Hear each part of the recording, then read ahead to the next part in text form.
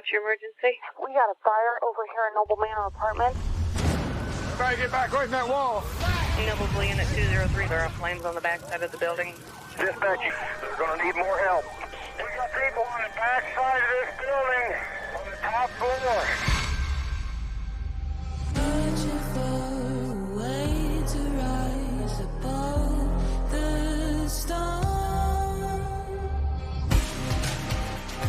This is really kind of an interesting small town. It's fairly crime-free. Seems like a really good place to raise a family. That's why the whole town of Noblesville knows about this fire that happened 28 years ago.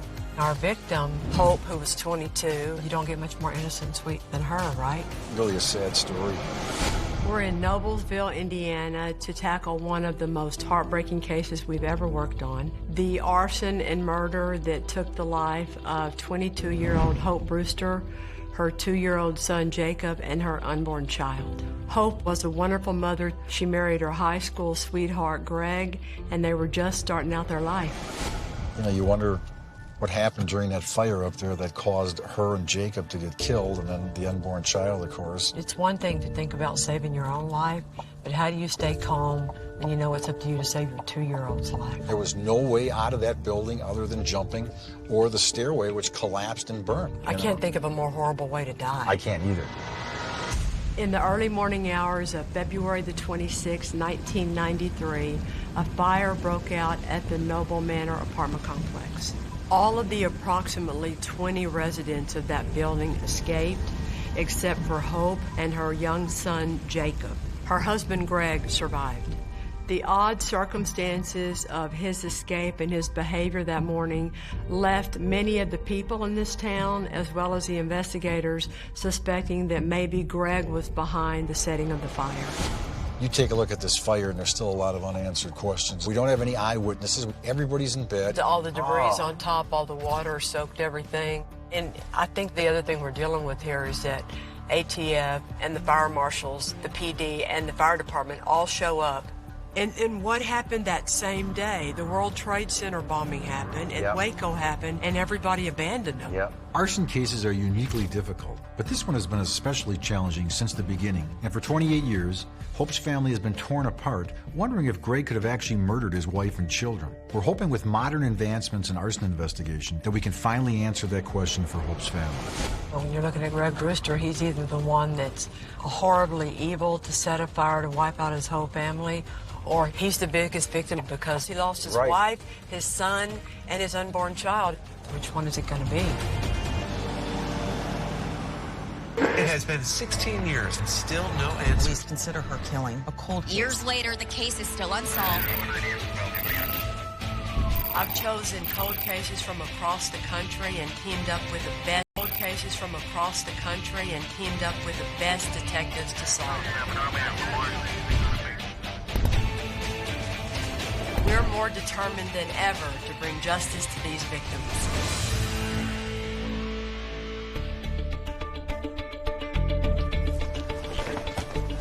Got your big file? Got it.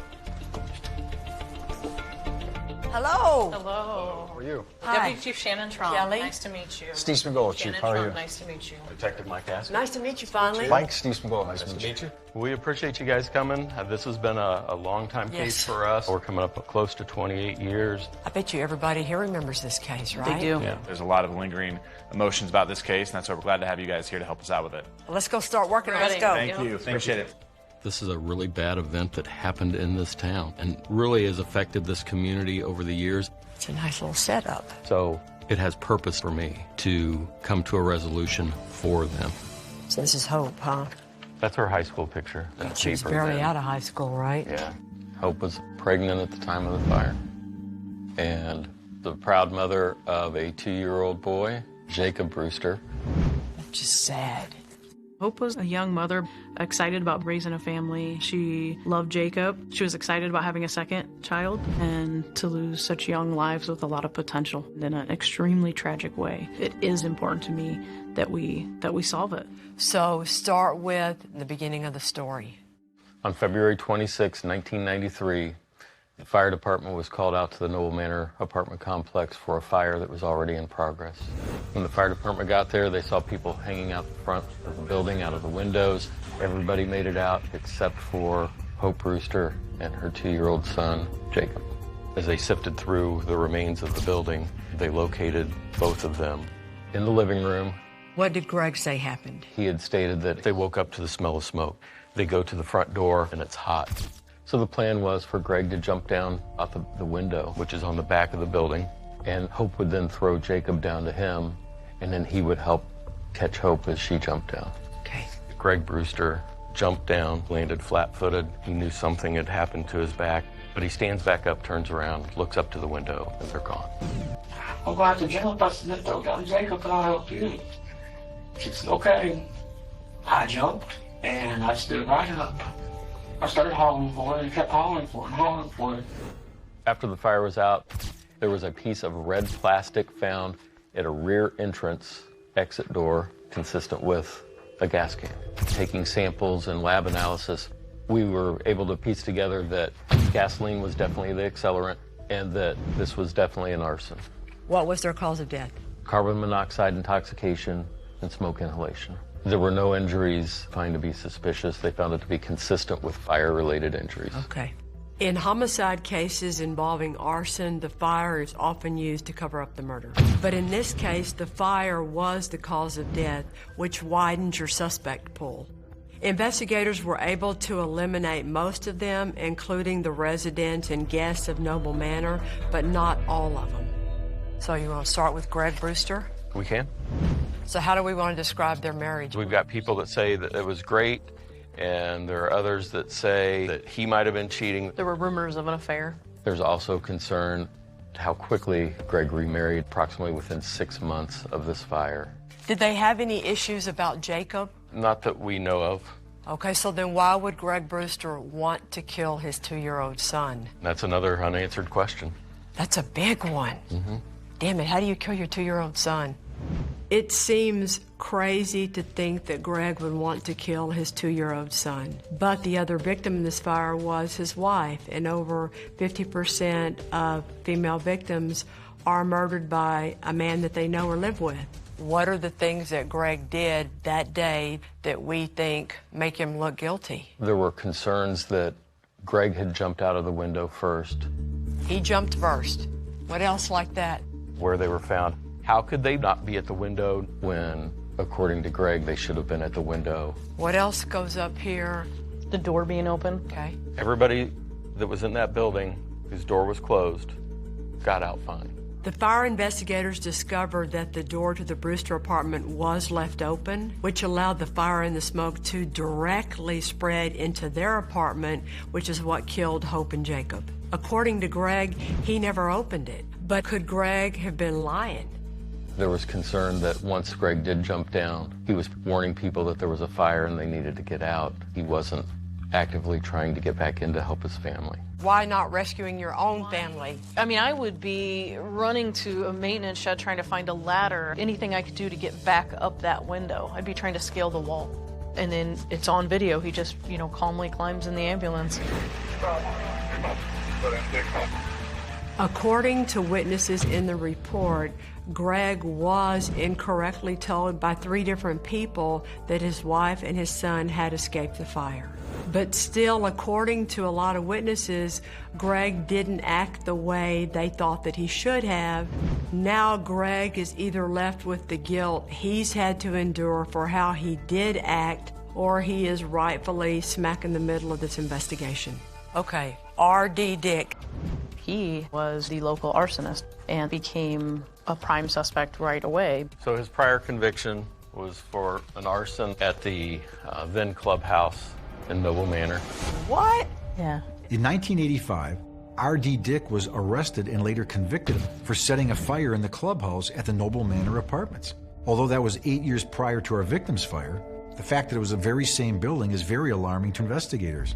His mother lived in that building, and he comes home that evening and he goes to that building and goes to bed. So if he's an arsonist, he's a pretty damn stupid one. Yeah. And they take his clothing and his shoes, and they end up sending those to the lab. And no accelerant found on any of his articles of clothing. Although R.D. Dick's clothes tested negative for gasoline at the crime lab, we'll have to dig deeper to see if there are any parallels between his past crimes and the fire that killed Hope Brewster and Jacob. Okay, so let's put our unknown arsonist up here. I mean, that building is wide open. Sure. You just come in there and dump gas. Finding a motive in an arson case is harder than it normally is in a murder case, right? You set a fire. How do you prove that you also meant to kill anybody, much less for Hope and Jacob to be killed? When I'm looking at this case, I'm torn because when you examine it, if Greg is the killer, it makes it a whole lot easier to solve. But on a personal level, I hope that he's not involved because then that makes him a monster, which is something that we don't even want to think about.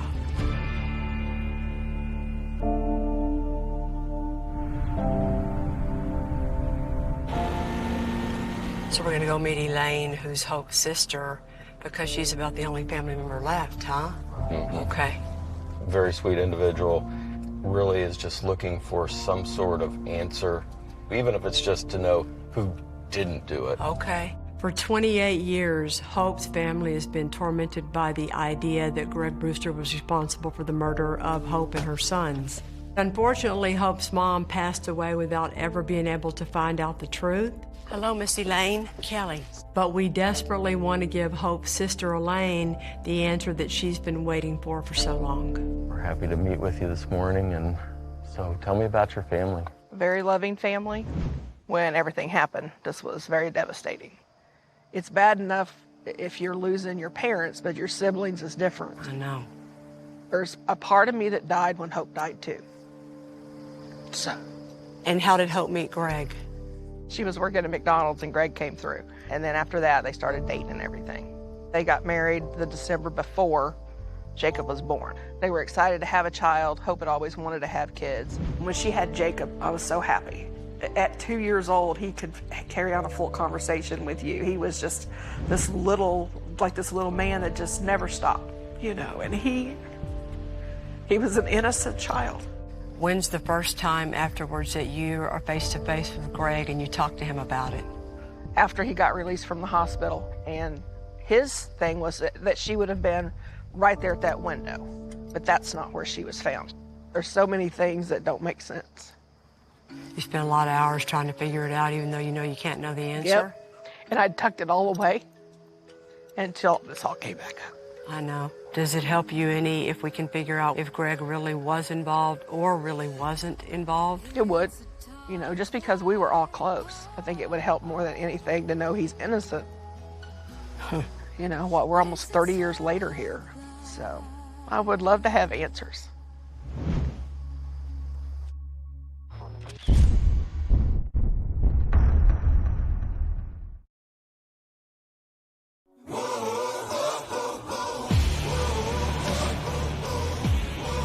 It's going to be one of those that we just passed.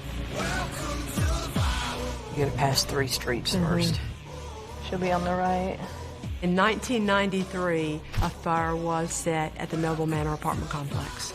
The lives of Hope Brewster, her 2-year-old son Jacob, and her unborn baby were tragically taken. But we don't know if they were targeted by their husband and father, Greg Brewster, or unfortunate victims of an arson. If I can remember. There you go, I know. You know, there are rumors that you had passed away. So I'm glad to see you. Thanks for being alive. Greg's questionable behavior during and after the fire has put him right in the middle of this investigation. So we've tracked down as many of the residents of the Noble Manor building that Greg lived in as we could find to see what they remember about Greg's actions that night. Did you know Greg and Hope back then? I had known Hope for a long time. We worked at McDonald's together. Okay. Nobody could say anything bad about her. She was just a nice person all the way around. And she was telling me about her pregnancy. She was really excited about it. I had a 13-month-old daughter and her son Jacob. They used to play all the time together. Hope and I were really good friends. Walk us through what you remember from that evening. We were all in bed. The kids were in bed, James and I were in bed, and we're all in our underwear. I've never slept in my underwear again. Yeah, fair enough. Cold and snowy, early morning, and I heard someone yelling, "The building's on fire, help, the building's on fire." And I look outside, and the snow was like glowing orange. I'm like, holy crap.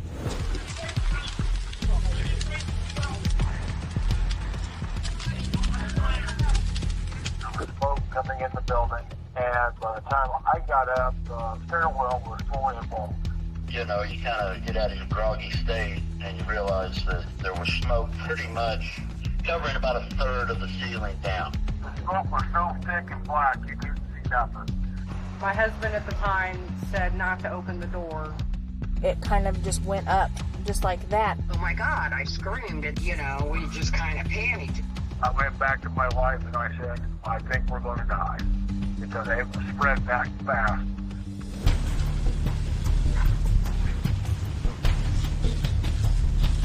We're looking around and seeing if Hope and Jacob, we don't see any of them. It's like we all realized all of at once, oh my God, they're still up in there. Hope isn't around to tell us what happened in the fire. But through these witnesses, it really puts in perspective the panic that Hope must have felt while she was trying to do everything that she could to save her and her babies. And it's so tragic and crazy to think that everybody got out but them. Has there ever been anything that you thought was suspicious, thought somebody needs to look into? Well, there was a lot of talk about Brewster being responsible. What did you hear about that? A lot of speculation and so forth. How come he made it out? They didn't. It was strange that Greg was out of the apartment first instead of his pregnant wife and his child. I woke up to somebody beating on my window. And when I looked out, it was Greg Brewster in his underwear. Do you remember seeing Greg Brewster that night? I remember him kind of being frantic out there. We were just like kind of in a panic, and he says he's trying to get help or something to that nature. Her family was talking about why didn't he save her? Why didn't he try harder? I just feel like maybe he did what he could and then it wasn't enough. I don't know.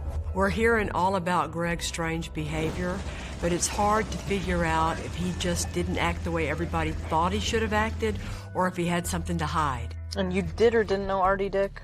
I just knew of him. Of him, okay. I knew who he was. One of those bad guys in town, you know who they are, so.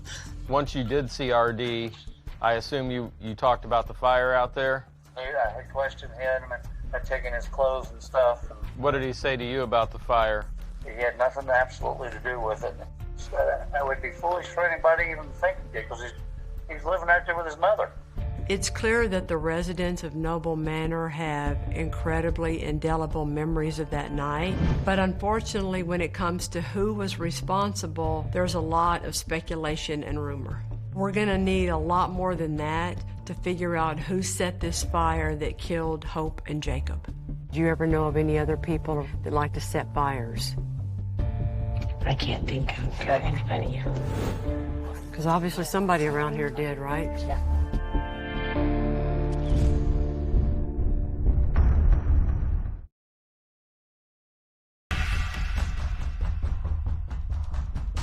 Kelly, Jason. Jason, this is Kelly. Oh, nice to meet you. We've still got 3 suspects in the tragic murder of Hope Brewster and her babies. Her husband, Greg, a convicted arsonist who lived in their building, and an unknown arsonist. Thank you for popping in on your lunch in such quick notice for us. If Greg Brewster did set the fire, we want to figure out why he would do it. There were rumors of problems in their marriage, but was it so bad that any of that could have escalated to a murder? You obviously know what we're here to talk about, which is the fire that happened in 1993 at Noble Manor. Do you remember when you were told that Hope and Jacob didn't make it out? Mom, remember, she was hysterical and told me that there'd been a fire and they thought that Hope might have been in it. And then they'd actually passed. I talked to Greg quite a bit after the fact. From what he had said, when the apartment caught on fire, smoke was pouring in through the apartment. Did he say that, smoke pouring in? Yeah, it was already in the apartment. He checked the front door was blazing hot. Greg was going to jump, was going to catch the kid, and then try to catch her. His story is that he jumped out and popped right back up. He broke his back when he landed. I don't think he popped back up. I just have a feeling that he probably landed a lot harder than what he thinks he did, especially if he broke his back. If it only was just a few minutes, that might have been enough for Hope to succumb to the smoke, and that'd been it. Do you think that those were crucial seconds where maybe that's where she was at the window and he just missed seeing her and then she... That's my thoughts. Okay. Jason acknowledges the significance of Greg's broken back and the part that might have played in the fact that Hope and Jacob did not make it out of that fire. I just thought maybe it was like I popped a disc out or something, you know. I didn't know it. I shattered it, you know. It makes you wonder if that's all it took for Hope to second guess that escape plan. And you said you talked to Greg quite a bit after. I did. How did he seem? Very distraught. I mean, he was broken. He just lost his family. Did you ever hear anything before this happened, either from Hope or from Greg or from anybody, that they were having any kind of marital problems? No. Affairs, money problems, we got married too young, none of that? No, quite the opposite. I knew that he loved Hope, and they always seemed like a cohesive unit. If you're mad at your wife or your family or your situation, there's no logic in me that says, yeah, I'm going to set my own house on fire.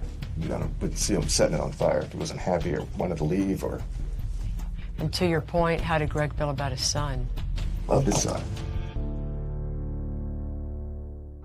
Hi, Miss Missy. Hey, this is Shannon. How are you? I'm good. How are you? Good. Missy Chapman was one of Hope's closest friends, so if there were any problems in that marriage, she's someone that would have known about it. You were close with Hope, right? Yeah. Hope and Greg's relationship. We'd had a couple rumors of somebody cheating on somebody. She never said anything as far as her and Greg having any type of issues to me. And Hope and I talked about a lot of things. If there was something wrong, she would have told me. Okay. You talked to Greg after all this happened. Yeah. Can you walk me through his account of what happened that night? He said that he had woke up, he noticed there was smoke in the apartment. Greg had went to the front door, Greg felt it, said it was hot, and opened it. Did he ever say maybe went to open the door or tried to? I don't remember him ever saying anything like that. Okay. He said they then made a plan that he would jump, she would throw Jacob down because he was so little, and then he would help her down the best he could with her being pregnant. Sorry. You're okay, Missy. I know how hard it is for you. He said he remembered she was saying, "Oh God, help me," when he jumped. And he said that when he jumped, he said he landed and he fell forward. And he said, I don't know if I was dazed for a minute or what, but he said, I stood up and I turned around and I hollered for her and she was not there.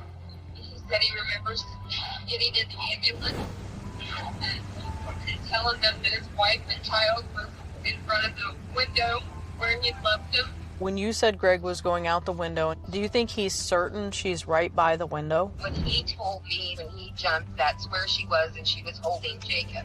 Okay. What's your gut instinct? I don't see her jumping out of that window. Yeah. Pregnant. And I wonder if she turned around thinking, I'll see if the door's hot. I'll see if I can get out. I can envision everything she's going through. Right. I know, Missy. I am so sorry. Trust me when I tell you I would not call you and ask you to go through this if it wasn't important. No, I would rather go through this a million times if it finds who did this to her. We haven't heard anything that supports a motive for Greg to want to kill his family. But according to these witnesses, Greg didn't open the door and Hope and Jacob were by the window. Could Greg have been lying? Could Hope have panicked and opened the door herself? We're going to need to recreate the events of that night to try and figure out what happened.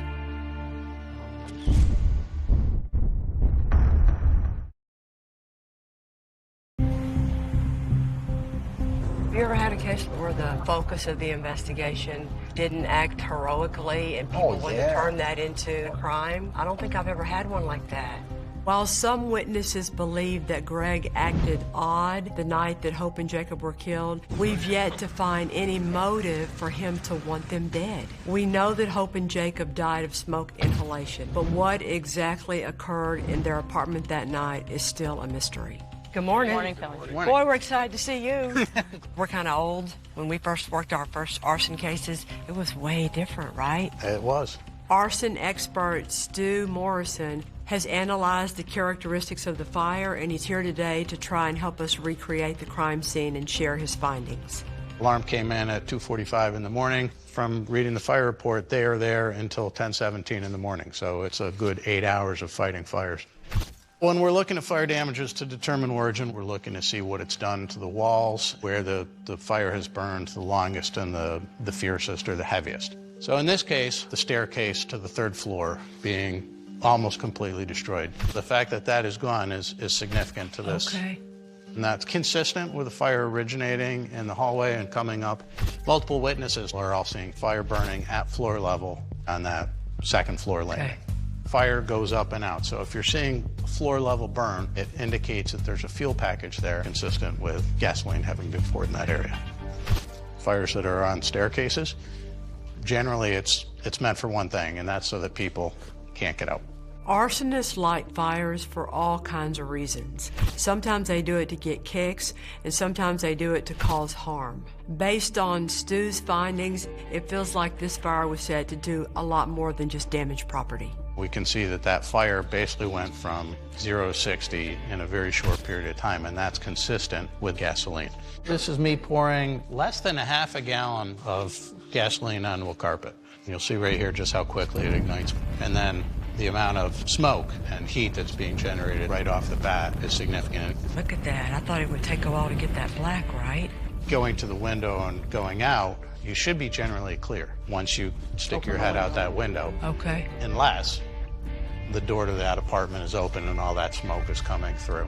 Fire always rises up, and then it's going to be looking for air. Because the area's enclosed, the fire's burning up, it has nowhere to go. That fire and smoke is just going to rise up that chimney that's being produced right up that staircase, and there it's going to stay until something happens. Either the ceiling collapses, the roof burns through and it has a way to vent through there, or someone opens a door and it gets into the Brewster apartment. With that door closed, we've basically made a fire separation to keep the fire out in the hallway. By opening that door and opening that window, this is ground zero. It's not going to be survivable, and it's not going to be survivable fairly instantaneously. Is there any explanation you can think of on how the door could get open without somebody opening it? Fire won't open a door until it physically burns through that. If that door had been closed, arguably, we should have been able to rescue her out that window. The Brewster's door was the only apartment door in the complex that was open, which caused more smoke to fill up their apartment, and that's what led to Hope and Jacob's death. But there are two big questions about the scene. Who opened that door, and why weren't Hope and Jacob by the window where Greg claimed they would be? We're sure these dimensions are right before we start talking. Yeah, it's a pretty good sized living room, and over here's the dining area. Okay. The first theory to explore is that Greg opened that door intentionally before the fire got out of hand as part of his plan to kill his family. Let's start with the things that we know. We know where Hope's body is found. Hope is basically in this area. Jacob's right where you're standing. And then the exit window is right behind us. Let's do common sense logic process of elimination. If Greg opened the door and set the fire, where's the gas can in that scenario? Down on the 2nd level. The remains of the gas can were actually found burned near the rear exit on the 2nd floor, 1 floor below the Brewsters. So if Greg did set the fire, he would have had to drop the gas can, then run back up to the 3rd floor and actually set the fire. There's no gasoline ever found in Greg's apartment. So they dumped some gas down the stairway, down the landing. Now he's on the 2nd floor, right? He dumps some in front of the doors, back out the hallway, drops the can of gas. Could he have walked through the accelerant to the apartment, leave the door open, drops a match, and gets out the window? Is it possible? Yep. While it is possible, when you take a look at all the steps Greg would have taken to actually set this fire and kill Hope, it seems very far-fetched. Number one, you think he would have left the gas can closer to his apartment. And two, if Hope was his target, it's odd that he would have relied on a weapon so unpredictable as fire, all while endangering all of the other innocent people in that apartment building. If Hope's the one that opens the door, the smoke is, one factor. We can't even calculate her panic level, right? Where she's dealing with her life, and this life. We know he jumps. We know Hope didn't drop the baby down. We know Hope didn't jump. Yeah. So maybe she thought, let me try that door again. Are you saying the door's closed still? Yes, because she's thinking, that's too far. I can't drop him. He's too little. Greg won't catch him. Let me try it So now again. she goes all the way back, all the way back to the door. The doorknob's hot, but she can figure out how to open the doorknob. She opens it, comes back in, dragging Jacob or holding Jacob or whatever, gets this far. That's the only thing I can figure out that makes sense. That he didn't open the door. He just jumped. And she thought, I'm going to get a better way. I've been in one fire. That smoke, you can't see, you can't breathe. It was petrifying. And I was a trained police officer. I can hardly imagine what Hope was going through the minute the apartment was filling with smoke and you realize what's happening. That had to be so chaotic. I've seen cops in fires panic and run and do dumb things. You're not thinking like you and I are right now. She didn't know what the hell's going on, and it got a lot worse a lot faster. It seems more likely that Hope opened that door because she panicked, and in that instant, all that fire and smoke rushed in, killing her and her babies. As a mother, that's horrifying. It's also heartbreaking to think about how everyone in this town for the last 28 years have considered Greg to be a monster, and now it's pretty clear that he is a victim too. But if Greg isn't responsible for killing Hope and Jacob, then who is?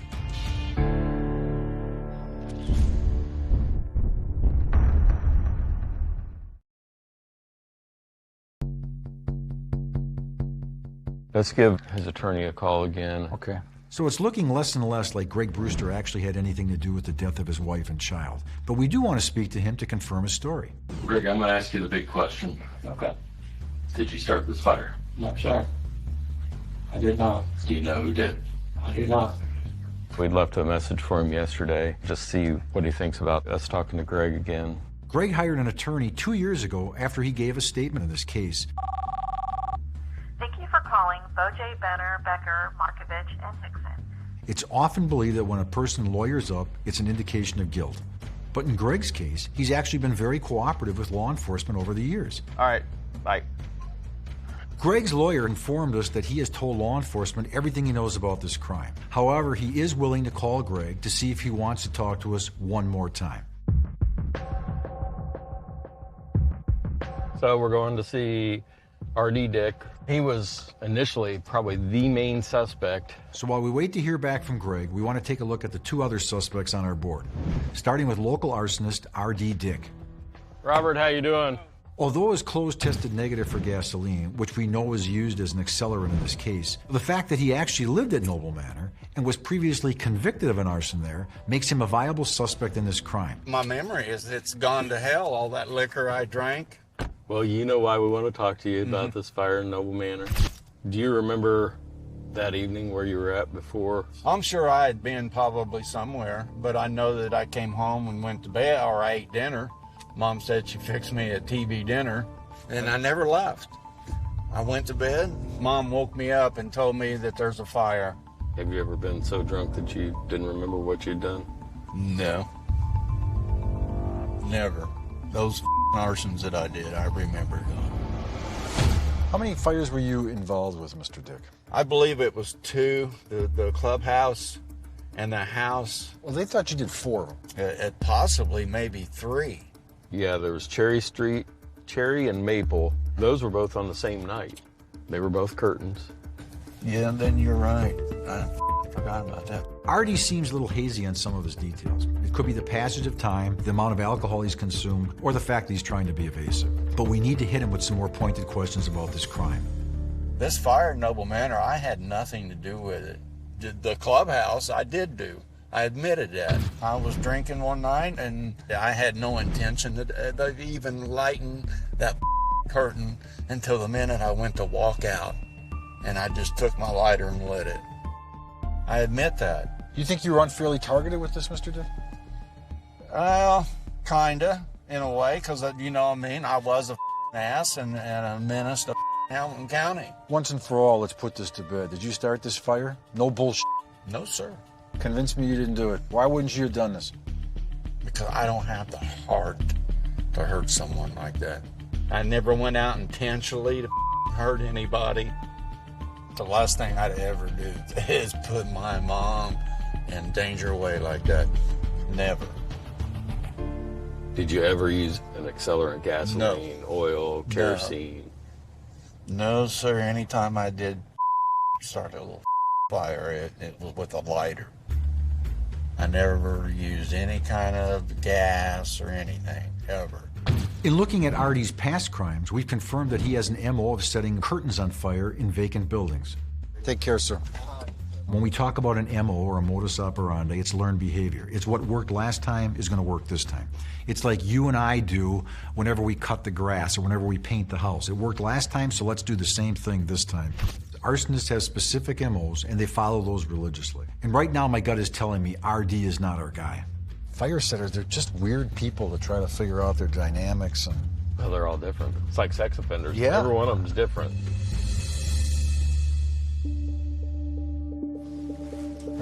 Hi. Hello, guys. Guys, this is Kelly and Steve. How you doing, sir? Now it's time that we address the idea that it was an unknown arsonist who committed this fire. Chris Jellinger and Joel Musselman were firemen back then. We want to see if they have any knowledge of other fires that were being set in Noblesville back around the same time, with the hopes of seeing if there are any similarities or parallels with the Noble Manor fire. How much do y'all remember about other arsons happening around town? In that same time frame, I know we had one on the north side of the square, similar, where somebody threw an accelerant up a stairway and lit it. What? We had to pull somebody off a roof there. We got to put it out quick, so it didn't do a lot of damage. Similar one on Evans Avenue, to where it was thrown down a small stairs into a laundry room. This one also involves accelerant on the stairs? I believe so, yes. So you have fires prior to the Brewster fire? Correct. All in an apartment complex, in the stairwell with an accelerant. There were actually 3 other fires using accelerants within close proximity to Noble Manor apartments. Thank y'all very much. Well, absolutely. Unlike R.D. Dick's fires, these match the MO of the fire set in Noble Manor, which killed Hope and Jacob. And there's no mention of any possible suspect in that old stuff, huh? Like it's a teenager or a girl's running away from the scene or anything. Most of these are experienced criminals, in my opinion, that start these fires. These aren't some 17-year-old kids that are going to go and masturbate and watch this fire, you know? Could we really be looking for a completely different suspect in this case? The way that this fire was set. To me, this is an experienced guy, but the other question is, why did they stop? Is he dead? Is he in jail? Does he get arrested for something else? What are you thinking? I'm thinking about that unknown guy. I know.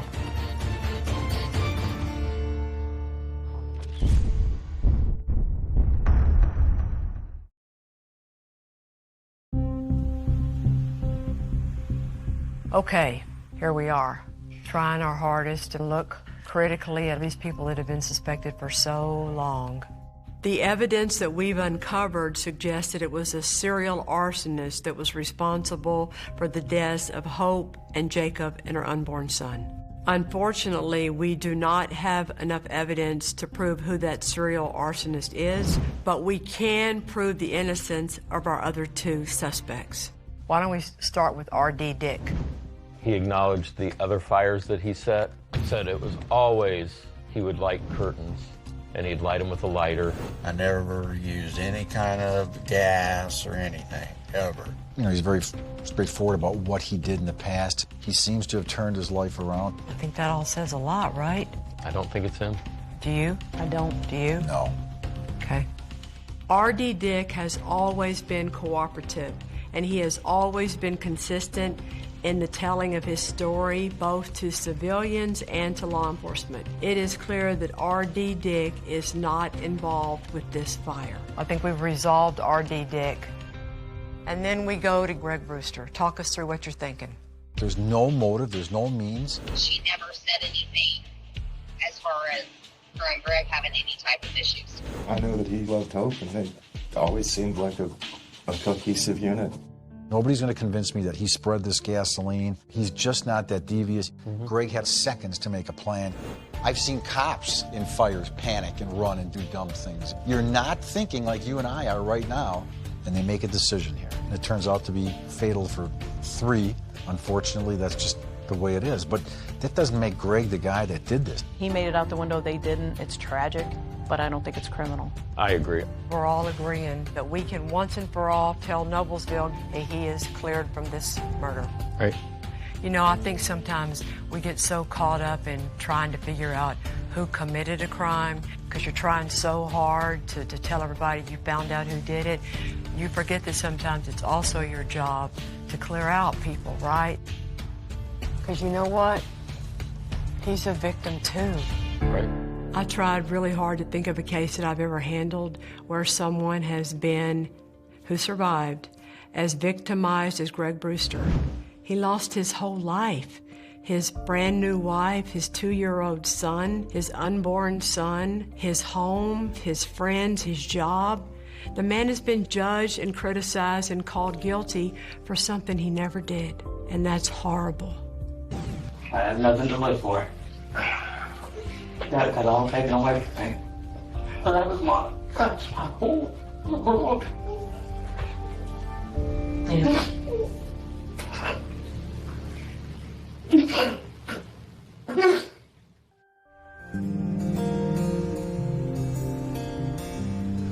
Your thoughts, they stray. And I know it's always easy. Are you excited to talk to Elaine? Well, I think just knowing that it's not Greg will be a big relief. For 28 years, Elaine, Hope's sister, has had to live with the thought that someone that her family loved as a fellow family member could have been the person responsible for taking away Hope and Jacob and their unborn son's life. Good morning, Miss Elaine. Good morning. And today we're looking forward to being able to tell her that she does not have to live with that anymore. Well, we've spent all week working on this. We've talked to experts that we didn't have access to before. What I want you to know most is nobody's forgotten Hope or Jacob. It's nice to know the town still thinks about it. Yeah. They genuinely do. I'm from a little town. Fires don't happen. Not like this. No, and y'all had an arsonist running around. So trying to figure out who set those fires 28 years later, Elaine. I hope that it gives you some relief to know that we don't believe Greg started that fire. It's a big relief. Yeah. Big relief.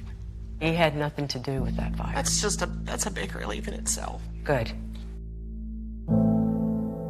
You know, Greg, I love Greg to death. I've never stopped loving Greg. It's just always been the unknown. And that's cleared up today. Greg has been more like a brother than a brother-in-law. So, to know he's innocent and free and can go on with his life means more than anything to me. I just hope he has peace. Peace that he realizes he's no longer a suspect. Yeah. Well, he doesn't know that yet. Mike's trying to tell him. I'm hoping he comes to town and talks to Mike and they sit down and then you can see him. You know, if he's willing, I'd love to talk to him. Because I carried around a lot of hurt. A lot of hurt not knowing. You don't need to worry anymore. I'm not going to. I'm just gonna let it go.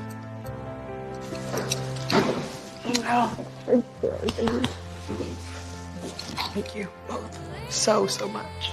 Oh, I know. For you. I know. Stay strong. The hope with this case is that because we opened all this up again, there is someone out there with some information about these arsons, and that person could come forward and tell law enforcement what they know to possibly give the Noblesville Police Department and Elaine and this entire town the answers they have been waiting for 28 years.